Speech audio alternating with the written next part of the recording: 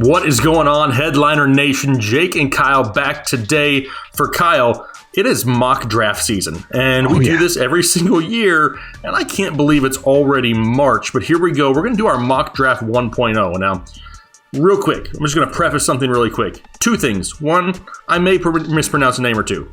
Get over it. There's some difficult names in here. Two, don't get butthurt if you don't like the player we give you. We're going to do multiple mock drafts, different scenarios. We'll run through some trades as we get going. We're just trying to see how things play out with certain players falling certain places, Kyle. But mock drafts are always fun to do. They're always fun. And for this first mock draft, kind of like we've done in years past, we're going to have a bunch of different scenarios. And number one is really just about best player available and needs at that position. So, I mean, you're going to look at this and you're going to say, oh, no, there's no trades in this right now. We're not moving a bunch of people around. It's still very early. There's lots of trades. Obviously, Deshaun Watson is still out there. That trade could end up happening. There's teams that could end up moving around to move up. So we're just kind of playing it right now as of who's the best available on the board, so you can kind of get an idea of who we like, who we don't like in this first round area. And number two, where are like the primary needs of these teams? Like where's the best fits and things like that? And that's what this mock draft is all about. Perfect. And we're going to get right into it because we're going to try to fly through it as quick as we can with still giving some good information. But number one, Kyle, it shouldn't be a surprise to anybody, right? I mean, at this point, does anybody think that Trevor Lawrence isn't going to go number one? I don't know of anybody who doesn't think that. No, I mean, there's people who are like, oh, Justin Fields couldn't. It's going to be Trevor Lawrence. I'd be shocked if it's not Trevor Lawrence. But I'll tell you what, we don't need to tell you anything about Trevor Lawrence because you know. But if you are looking for more deep diving information on Trevor Lawrence and why this kid might be so special, Headliner U, baby, the new channel from the Fantasy Headliners with Chris Chouse over there leading it. Chris Kennedy was on for the first show. They really broke down Trevor Lawrence. It was awesome. If you head over to Headliner U and subscribe, they give you all of that deep diving information and why Trevor Lawrence is going to be such a great player in the NFL. Yeah, absolutely. We'll have a link down below in the description. I mean, player grades, prospect grades, everything. I mean, they break it down in depth, a lot more than we will through a mock draft, but definitely head over to Headliner U after this show is over. Number two, Kyle, the Jets. Jets, Jets. Post Adam Gase. We have them going Justin Fields at quarterback because, I mean, are they really committed to Sam Darnold at this point? That's the thing. I don't think they are for whatever reason. Me personally, if I'm running the Jets, I'm giving Sam Darnold a little bit more time and I'm spending this pick on somebody else or maybe moving back for one of these teams that are really QB needy. Give him some more time, move back, get some more, because you've got a lot of stuff that you have to do. You've got some guys coming back on defense that might help out a little bit as well. But I've got Justin Fields from Ohio State going here because, again, I don't think they're committed to him. I think it'd be better for them to do some other things. But best guy on the board, best player on the board, team needs, it's Justin Fields for me.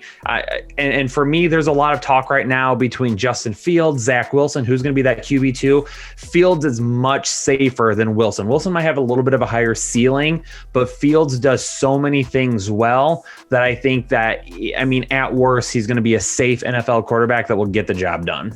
Yep, agreed. Number three, the Miami Dolphins. The Dolphins are slowly getting very good, Kyle.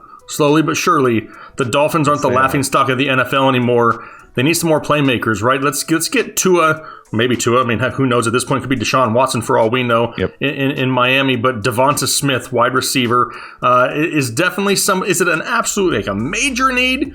I don't know if it's a major need, but it's a playmaker that would really take the offense to the next level because we kind of saw them sputter at times last year. Yeah, I think they need another playmaker to kind of take that pressure off Devontae Parker so that he doesn't necessarily need to be that wide receiver one every single game. It would help Mike Gesicki out quite a bit. And of course, it's going to help that progression for Tua if he's the starting quarterback for him to really grow into that prospect that we saw last year coming out in the draft. So Devonta Smith coming out as the winning Heisman Trophy wide receiver for the first time in, I don't remember how many years it was, but for quite some time. Yeah, 100%. This is a great pick here for them in terms of really adding to that offense. Now, I will say this, Smith is not my wide receiver one. He's not, but we'll talk about that soon. Oh, you'll tell us later. That's just a teaser. It's a teaser. It's like a breadcrumb. Got just tidbit. What'd you call it? Did you say tidbit? I said yes. Okay, just with making sure. Number 4, moving on to Atlanta. Hot Atlanta has some serious needs all over the place, but one of them being in the secondary, and Patrick Surtain II out of Alabama would fit one of these needs for them here. Yeah, and really this is about the NFC getting tougher. I mean, they could make some changes. There's a lot of people thinking they're going to take a quarterback, really coming into this team, as a new head coach, it's kind of a new front office. You've got Matt Ryan, you've got Julio Jones, you've got Calvin Ridley. Use those guys your first year or two. Try to make a winner right now. And if that doesn't happen, then try to fire sale at that point. But they're going to need to stop teams, and drafting Surtain here will really, really help them as the NFC continues, or the NFC South continues to get more and more difficult. Yeah. What about the Cincinnati Bengals up next at number 5? You got Joe Burrow, you got the future, but you got no way to really protect the kid. If he's going to be the franchise quarterback going forward, you need to start protecting him, and they need to start it right now in the beginning of the draft. First name I'm probably going to mispronounce is going to be Penei Sewell. This offensive tackle out of Oregon is definitely going to be obviously one of the top-rated offensive linemen in the draft, and can really start to solidify up front there for Cincinnati. Yeah, and this is a kid, he has an absolute stud offensive tackle. He is above and beyond the best offensive tackle, best offensive lineman in this draft. Yes, you protect Joe Burrow. You give Joe Mixon a better line to run behind, and you keep Joe Burrow safe coming back from that knee injury. You don't want him hit any more than he has to. You can put him at left tackle. You can move Jonah Williams across the line, one of their former first rounders, over to right tackle and play him there if you want to. This allows them a little bit flexibility and to upgrade the offensive line, which they sorely need. Number 6, the Philadelphia Eagles. Now, I have a feeling, and I'm gonna try to channel my inner Kyle here. Is this your number 1 rated wide receiver? Because I know it is mine. It is. Jamar Chase. I don't care that he opted out of the 22 season. Me neither. This kid is ridiculous. I just said 22 season, the 2020 season. Whatever. Absolute kid, absolute freaking nature. And this is what happens. This is what recency bias does to people, because he was above and beyond the wide receiver 1 in this draft until he opted out. Devonta Smith comes out. He becomes the Heisman winner. You see some other guys on tape that, we really like this guy. The ceiling's really high. And some people kind of move away from Jamar Chase. But don't you worry, this guy is an absolute stud. He can win all over the field, great with his routes, can go up and get the ball. He is absolutely everything you need and everything the Eagles need. If Hurts is the guy moving forward, which it looks like he is now, get somebody to play across from Jalen Reagor and really establish this offense and give Hurts lots of weapons to grow. Don't forget, that kid overshadowed Justin Jefferson at LSU. And look what happened to Justin Jefferson in the NFL. Yep. It could be a great fit right there. Number 7, the lowly Detroit Lions, who I just made fun of on Twitter. I didn't even apologize to you when I posted it because I already knew you don't care. The Lions suck. Linebacker Micah Parsons out of Penn State goes here to the Detroit Lions, but they got so many needs. This is just one of the best players available. And obviously with Matthew Stafford being gone, QB is going to kind of be that one area where they're looking at. Would also, depending on how the quarterbacks fall, wouldn't be surprised if maybe there's some type of a move. But really for me, again, in this mock draft, looking at best player available, looking at needs, the Lions need some people on defense. They need playmakers. They need guys who are fast. They need guys that can attack the line of scrimmage, stop the run, go back in coverage. Parsons does absolutely all of that. He's fast. He tracks defensive players well. He can help right away, and he's going to be one of the next great linebackers in the NFL. Get number this 8. guy. Perfect. Absolutely. This is who you want, right? Oh my God. For me as a Lions fan, give me Parsons right here. And we'll take a year of Goff, and then we'll figure it out later. Or if somebody else falls and they can move back into the first, whatever it may be, you've got multiple first rounders the next couple of years. Figure it out then if you need to. Perfect. Kyle basically just confirmed Kyle Pitts to Detroit. All right, moving forward. Number 8, the Carolina... I know you would. I want to see it. Number 8 is the Carolina Panthers. And a lot of rumors been going around that they could be a landing spot for Deshaun Watson. But I think they're letting the draft play out kind of first to see what's going to happen if one of their guys falls. And in this draft, it's Zach Wilson, quarterback out of BYU, could definitely fall into Carolina into a great situation with some young talent and really take advantage of the likes of a Curtis Samuel and a DJ Moore. Yeah, Zach Wilson right now, a lot of people are really excited about him because what you see on tape. And what you see on tape is a guy that really has a whole lot of ceiling. But I think there's going to be some inconsistencies that come with it in the first year or two. Me personally, Zach Wilson is not my QB2. He's not even my QB3. He's my QB4 right now. I'm taking Trey Lance over him as of right now. Wilson, to me, again, has that really high ceiling, but how long is it going to take him to get there? Landing in Carolina, though, and that's why I mocked him here, really kind of gives him the best ability because you're going to have, obviously, in Carolina, Robbie Anderson, you're going to have DJ Moore, Christian McCaffrey, unless some sort of a deal is made. But if they do, they're not taking a quarterback anyway because Watson's the only name that's coming up. But that's why Wilson falling into that spot, even though I don't love him as much as other people do, I definitely think this could be a good landing spot for him. Zach Wilson kind of reminds me of a version of Baker Mayfield. I mean, that's kind of what I feel. I mean, talent-wise, maybe a little bit different, but kind of like the aura around him, I kind of think that's how he gets treated. Number 9, the Denver Broncos. We got Joseph Osai, edge rusher out of Texas here, going to Denver to try to create a little bit more of a pass rush. Yeah, and for me, this kind of depends on what happens with Von Miller, okay? Because that's still kind of up in the air right now. He could be out of Denver this offseason. They could go ahead and walk away from him. If they do, they're going to need someone on the opposite side of Bradley Chubb to really create pressure. Being out there in the West, in the AFC, I mean, you're going to have a whole lot of people that you're going to have to stop. You're going to have to get to a whole lot of guys in the backfield. This guy will absolutely do it. He knows how to pin his ears back and he knows how to get to the backfield. But at the same time, he can kind of keep himself under control and help in the run game if he needs to. And that's why I like him so much as an edge rusher. Number 10, the Dallas Cowboys. Now, for years, it seems like we always talk about the offensive line of the Dallas Cowboys, the amount of talent they have. And then we kind of saw last year, Kyle, that once that talent up front, if it gets hurt, the depth is just not there. And they go down very quickly. So here we got, Rashawn Slater, offensive tackle out of Northwestern, going to Dallas. Yeah, he's my offensive tackle too on the board right now. I really like Slater and what he brings. I think playing at Northwestern, I think he's overlooked a little bit.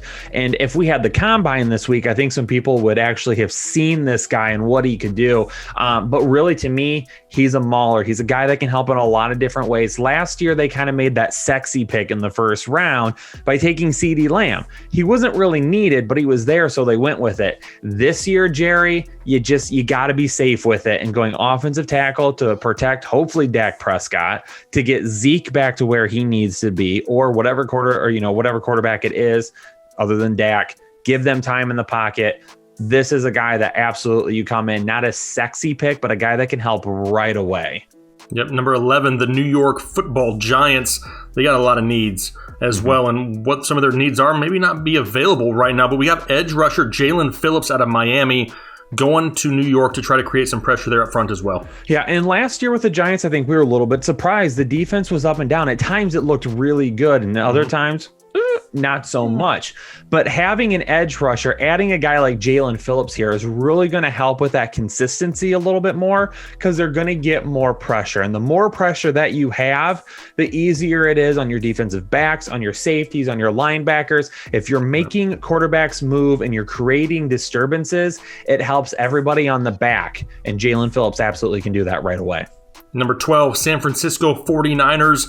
They need some help in the secondary, right? I mean, especially now. I mean, we got some of these teams. Well, you got Kyler Murray and the air raid offense in Arizona. We got Matthew Stafford now in LA. Maybe we have Russell Wilson. Sounds like we will hopefully in Seattle with DK Metcalf and Tyler Lockett.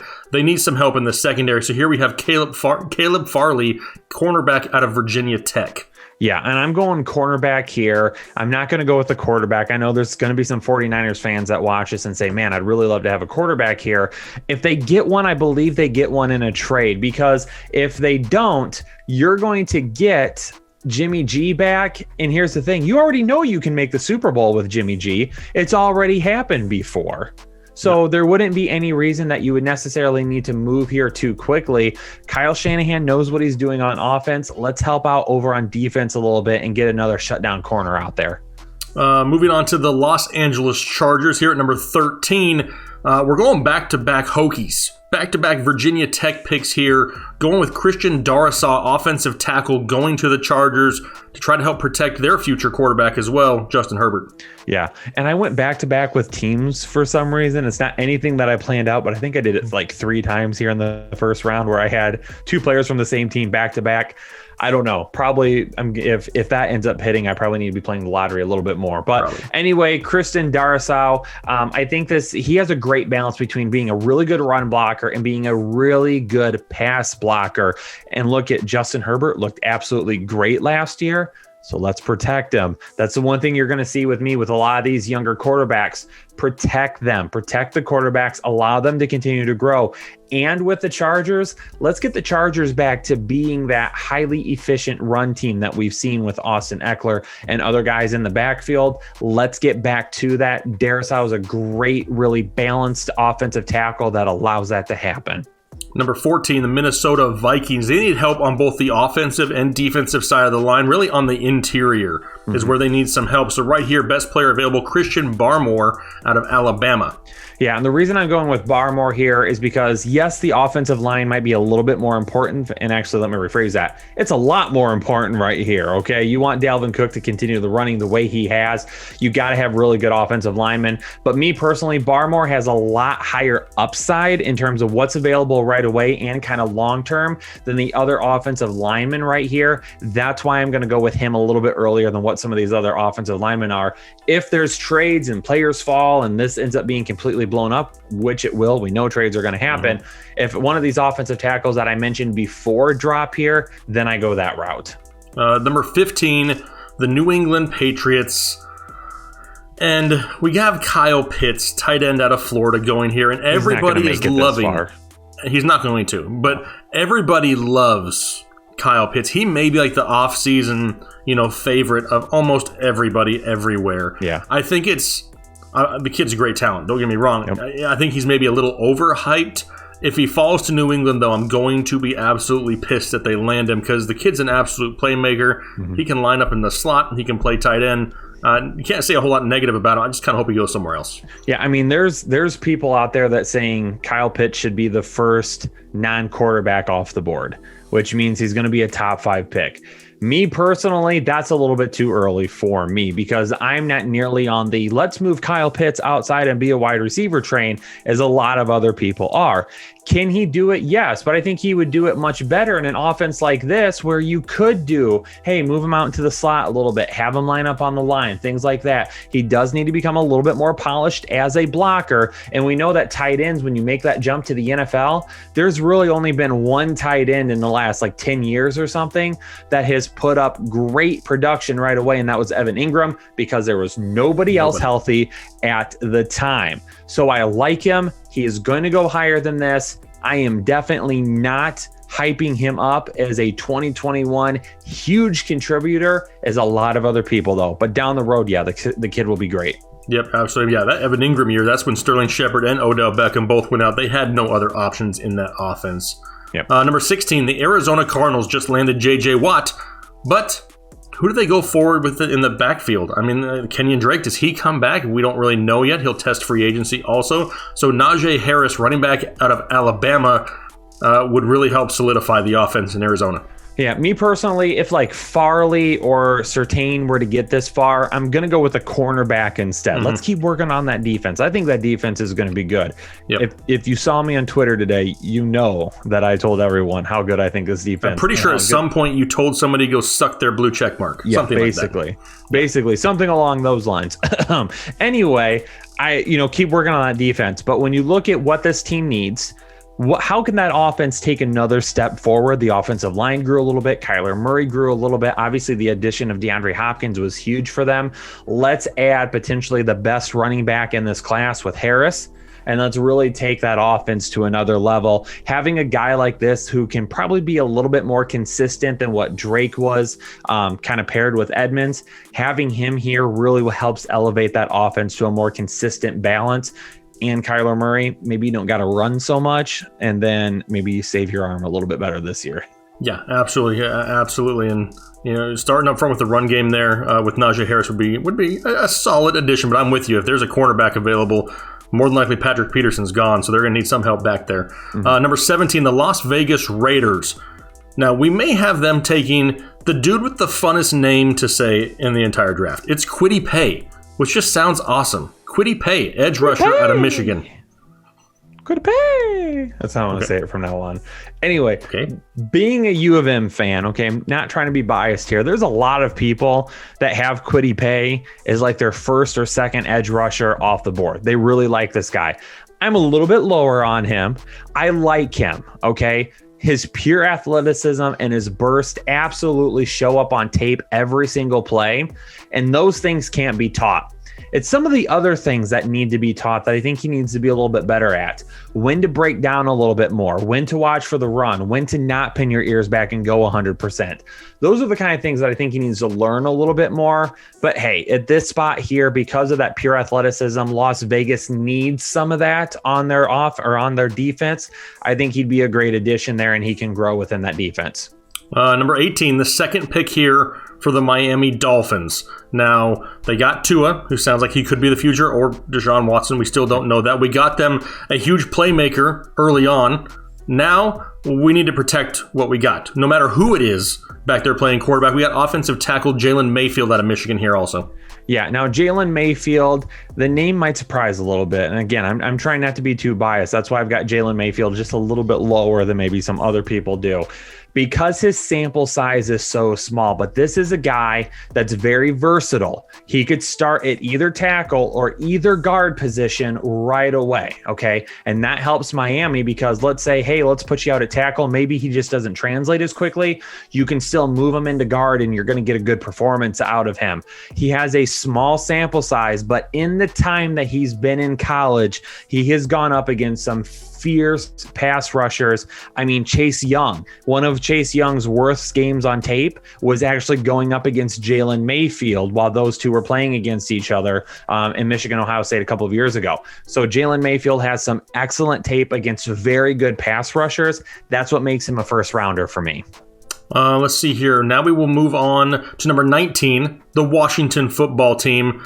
They parted ways with Alex Smith, which shows that it's all business, right? Because if it was all about the story, he'd be in town there still. Love Alex Smith, but who's going to play quarterback going forward for Washington? They get a chance here to get Trey Lance out of North Dakota State, somebody who I think that could go in there and compete to be the week one starter.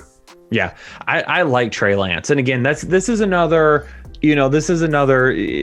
recency bias because Trey Lance opted out of 2020. He didn't want to play.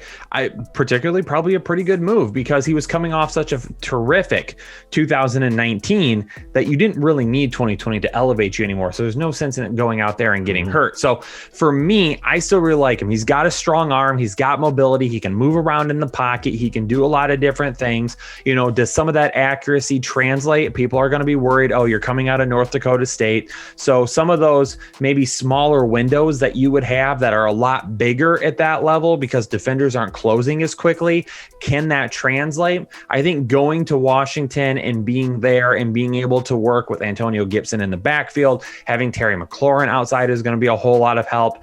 His arm will translate well to that offense. Yeah, plus, head coach Ron Rivera there is known for doing some great work with quarterbacks. Next one up, number 20, the Chicago Bears.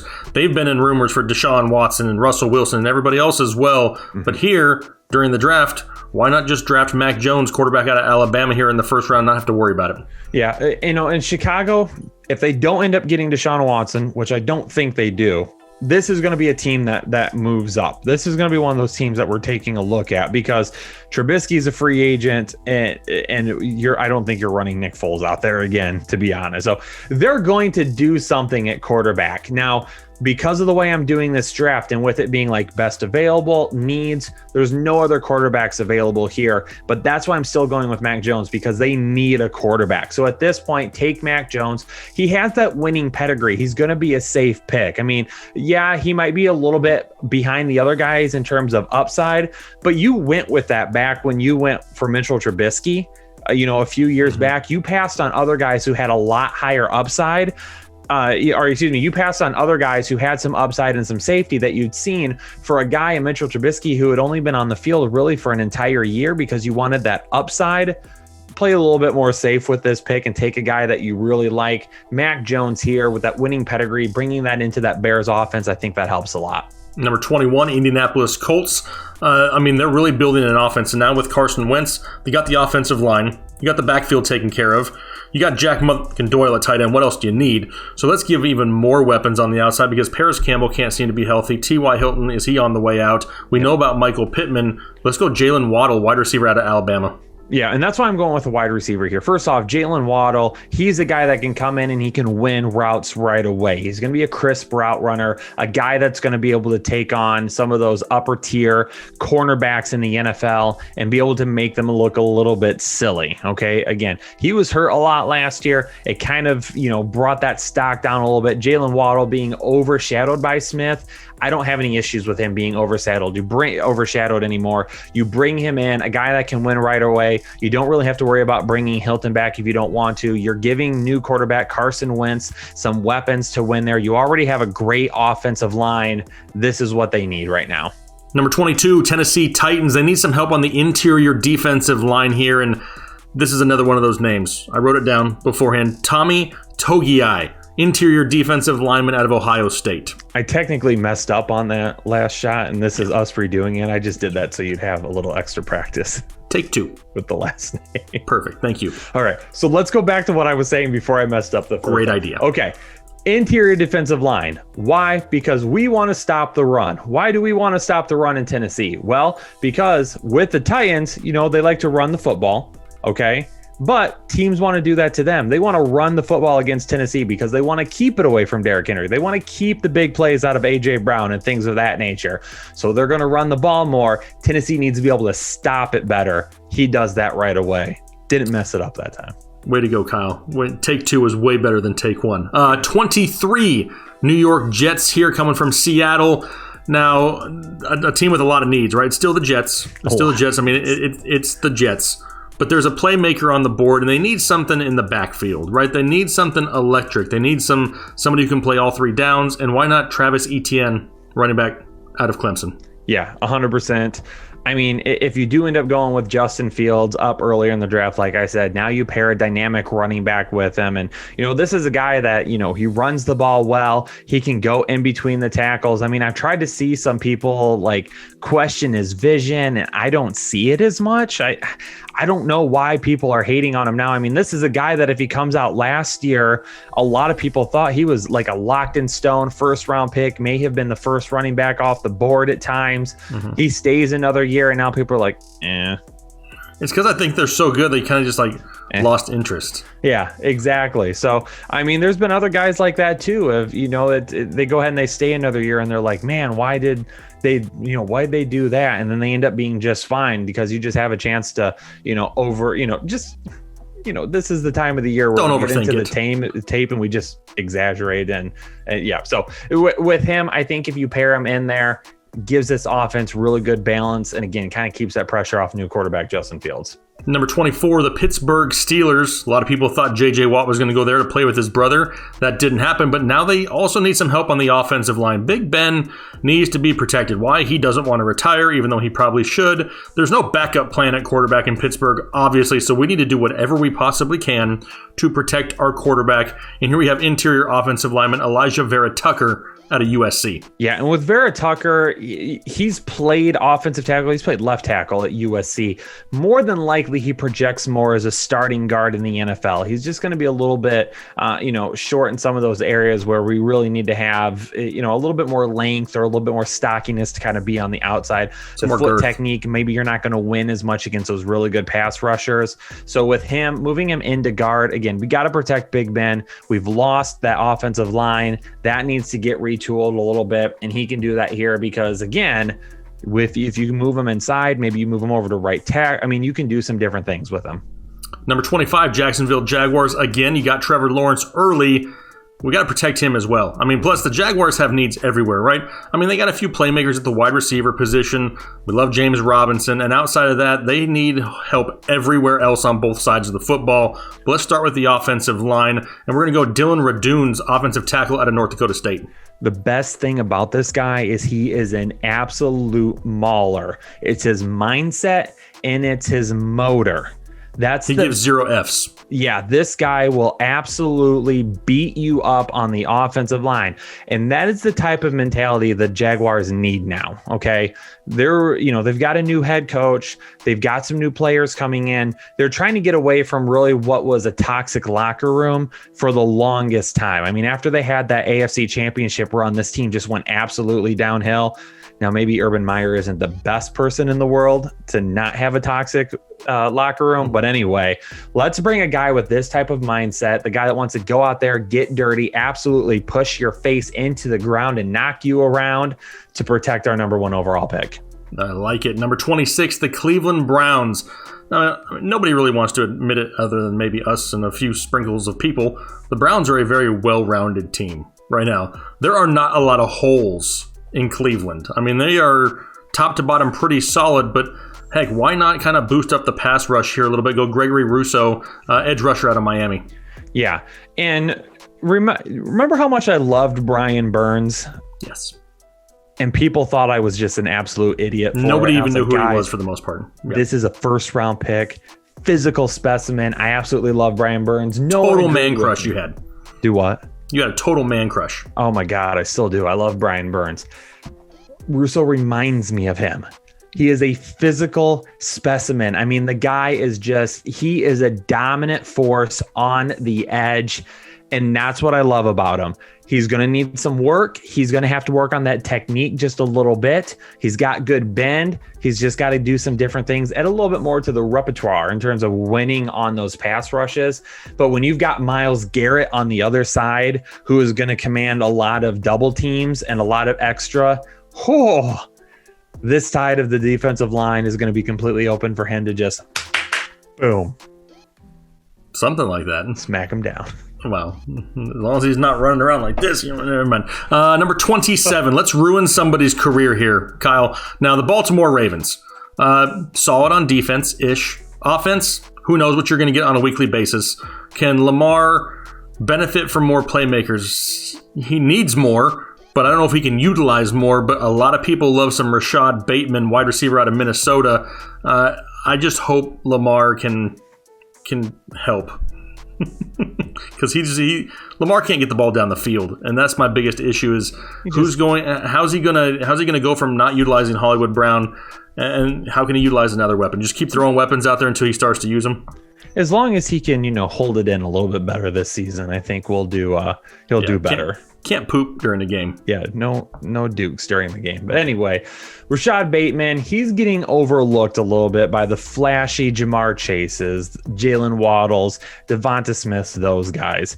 This Rashad Bateman is an absolute true wide receiver 1 talent. Absolutely. And the thing I love about him, it's the impressive balance within his skill set. Maybe the guy's not going to blow you away with his speed down the field, or again, not as flashy, but the guy does everything good. And he's got some great skills as well. And that's what I love about it, because he can help take that pressure off Lamar, and he can help open Brown up. Bateman can become the wide receiver 1. He can take those cornerback 1 matchups because, again, with his skill set, he can win a lot more of those routes, a lot more of those jump balls. He can do some things Marquise Brown can't. Then Marquise Brown is free to really stretch the field more often. Yeah, hopefully they can leave Marquise Brown in the slot a lot more, where he can utilize that speed. Number 28, the New Orleans Saints. Does Drew Brees actually retire? Sounds like it's still going to happen, but they need more weapons, because Michael Thomas, has he gone from like the peak to like the bottom about as fast as humanly possible? A lot of people just off the bandwagon of Michael Thomas, the off-field issues and attitude issues and injuries. Yeah. Now the changes at quarterbacks. What's going to happen going forward? They're still going to need more options, because with the questions with Michael Thomas and Emmanuel Sanders getting older, they need some more options. So we have Terrence Marshall Jr., wide receiver out of LSU. And people might be like, Terrence Marshall, like, why have I not heard more about him? Well, again, you had Justin Jefferson and Jamar Chase. Yeah, Jamar Chase. Yeah. He was overshadowed there. He was the wide receiver 3 on that national championship team. I mean, that's how good that team was. And this guy is a first round pick. Emmanuel Sanders, I would not be surprised if he is a cap casualty. They're going to have to they're going to have to find some space. I mean, they're so far over. They're like 66 million over the cap right now. It's absolutely insane. If you have to get rid of Sanders, then all you really have at that point, you're going to have Troutman at tight end, which he's kind of unproven at this point. You're going to have Michael Thomas coming off an injury-plagued season. Traquan Smith, who I like, really hasn't grown into that wide receiver that we would have liked to see. And you've got some other guys that are okay.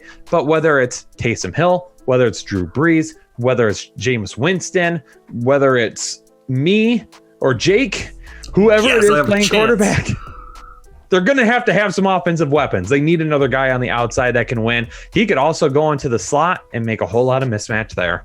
Perfect. Love it. All right, 29, Green Bay Packers. They're up here on the clock. We got Zaven Collins, linebacker out of Tulsa, to try to solidify the middle of that defense for Green Bay.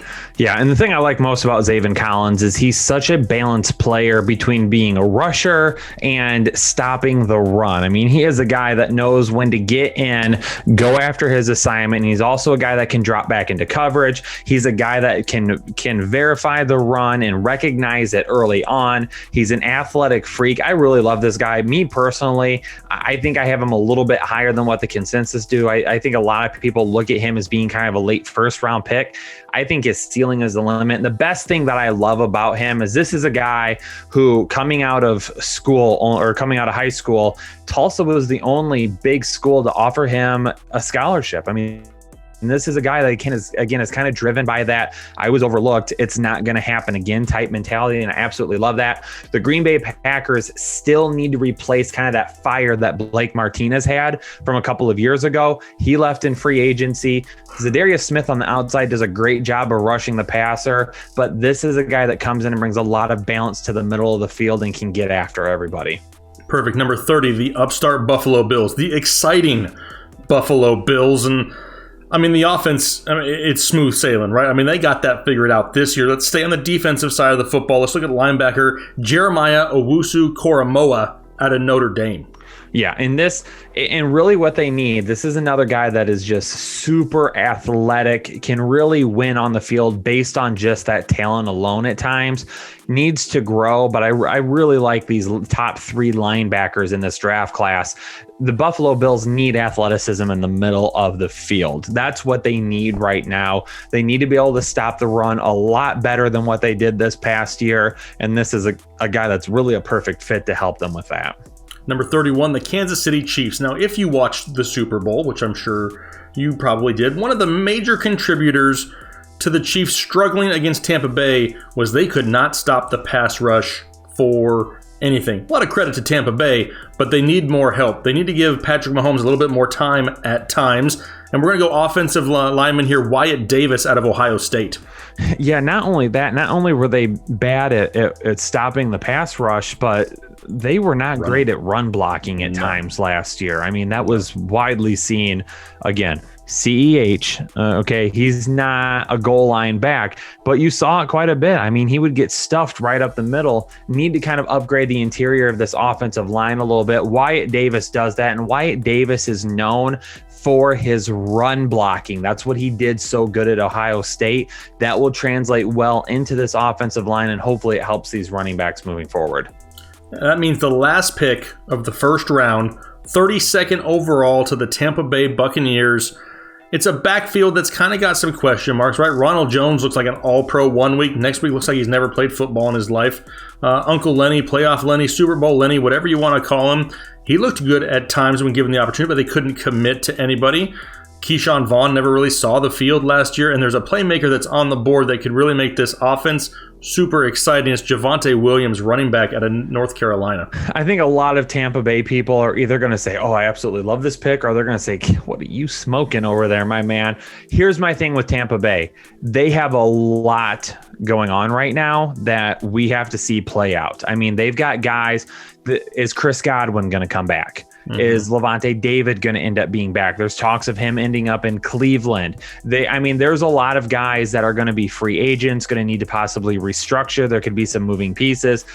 But they're the defending Super Bowl champions. You've got Tom Brady. People are going to be willing to come back. So we really need to see that play out. So the reason I'm going with Javonte Williams here is because he's a pretty balanced back. A lot of people don't really give him a whole lot of credit because, again, maybe not super flashy like the other guys, but he strikes a really good balance between being able to run the ball through through the guards, being able to run inside the tackles, outside the tackles. He's got a little bit of burst. He can catch well. He might not be, the next 2,000 total yard player. I mean, he's not going to be that type of a guy, but I think he could be a lot more consistent and a lot safer than what we've seen with Ronald Jones. They don't need to end up bringing Leonard Fournette back then at that point, and he's definitely a more complete back than what Keyshawn Vaughn can be. Right, and that means, round one is over, Kyle. I mean, it didn't take too long. We tried to hustle through here as fast as possible. We want to be interactive, right? This is what we always do. Let us know down below in the comment section how you see things. Remember, it's just a mock draft. Don't get butthurt because things are going to change in the coming weeks, the coming months leading up to the season. We want to make sure we go through a bunch of different scenarios to give you those different options. So, Kyle, first round here, a lot of quarterbacks early. Really changed the landscape of the NFL if things were to fall similar to this. Yeah, and here's the thing. This is going to change. So for the first mock, it's really best player available and what do they need most. The ones moving forward, for the next one, I plan on doing a little bit more of what if people go quarterback crazy, all right? So we're going to see a lot of quarterbacks go right away. That's really going to change all of this. So really for me at this point, this early in the offseason, it's not about trying to predict anything. It's about trying to look at all the options and different scenarios that could play out. That's what I like doing with these mock drafts. Yep, and that's how you should take them also. It's all fun trying to figure out things ahead of time, right? What pieces fit best, so that way when you're sitting there watching the NFL draft and your team takes a player, you have some insight on this player. Don't forget about Headliner U. The link is down below in the description. They'll be breaking these guys down in a lot more detail than myself and Kyle, so make sure you go over there and subscribe right away. You want to go do that. But Kyle, wrapping up mock draft 1.0. What are you saluting the people? You're saluting and giving the deuces at the end is what you're doing. I like to include it in one. Do you know what you did last year? Every time we said it was mock draft 1.0, do you remember the hand signals that you would do? The first time you did it, you threw me out. You went 1. There you go. I didn't do it. We got to throw it in. We got to throw it in there. I couldn't go through the entire show and not have it. But you guys have a great rest of your day. For myself and Kyle, we'll talk to you later.